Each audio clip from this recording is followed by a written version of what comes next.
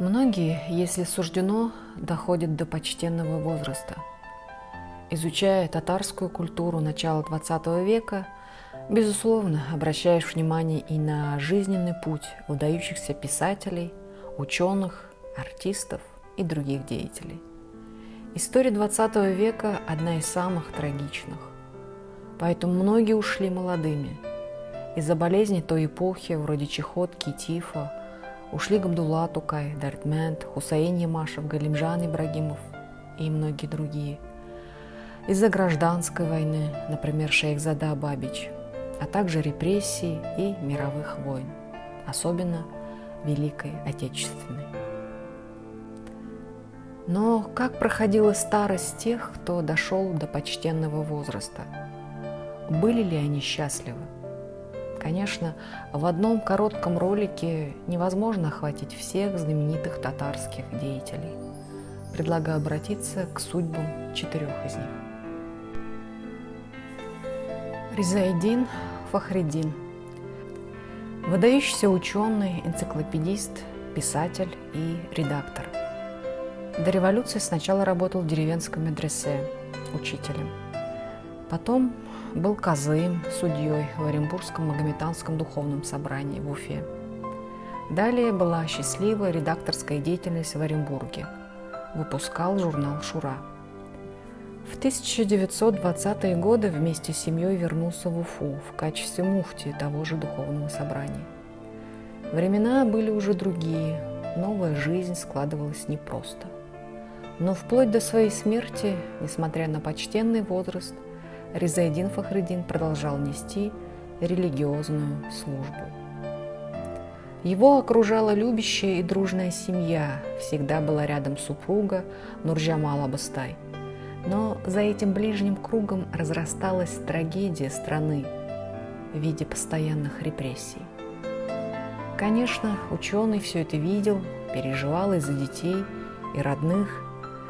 Кстати, через 3 месяца после его смерти арестовали одного из сыновей. Трудно ответить на вопрос, был ли счастлив Риза Фахриддин в 77 лет.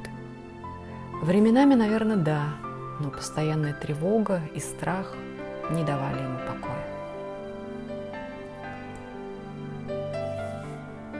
Гаяс Исхаки. Выдающийся татарский писатель. Он был невероятно популярен в начале XX века. Своей прозой Исхаки перевернул мировоззрение татар, показал их жизнь без просветительских прикрас.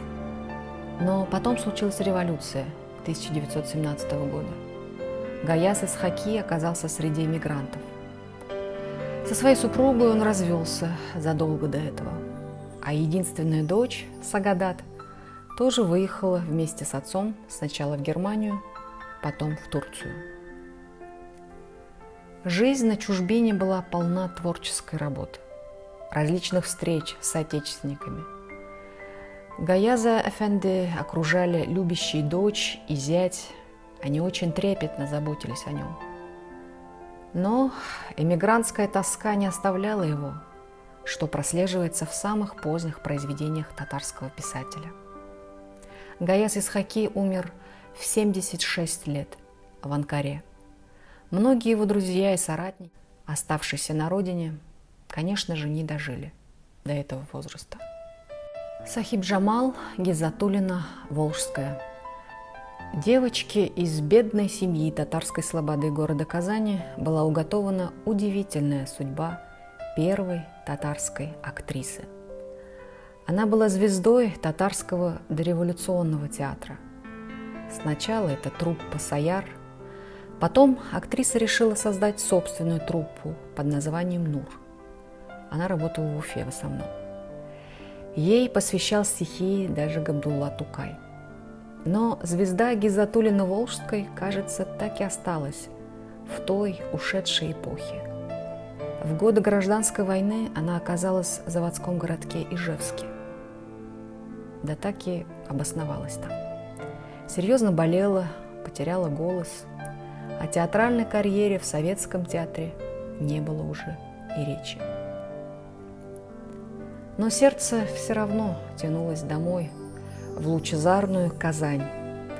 В конце концов, Сахиб-Джамал ханым вернулась в родной город в уже солидном возрасте. Жила недалеко от Камаловского театра. Ее, конечно, очень уважали. Она была живой легендой татарского театра. Но в целом Гизатуллина Волжская оставалась одинокой женщиной. Детей у нее не было. Помогали ей дальние родственники и друзья.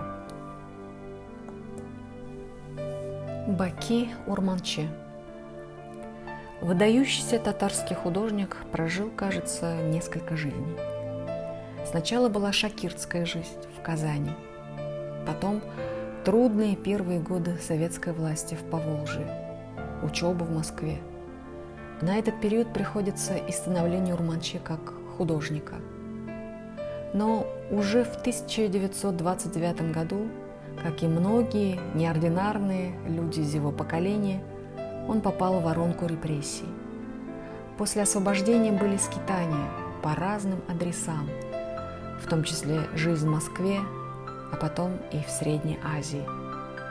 Вернулся татарский художник в Казань лишь в конце 50-х годов.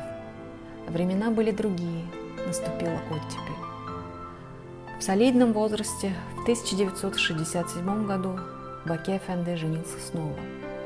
Его второй супругой стала ученая Флора Ахметова. Флора ханым являлась и прекрасной хранительницей домашнего очага, и настоящей музой художника. Баки Урманче в эти годы продолжал активно творить, удивлял всех силой своего жизнелюбия. Художнику было 93 года, когда он перешел в мир иной. Время так неумолимо, и никогда не знаешь, что будет завтра. Хотя что-то мы знаем наверняка. Если ты сегодня молодой, то завтра будет твоя старость. И это всего лишь закон природы. После весны с летом неизменно наступает осень и зима.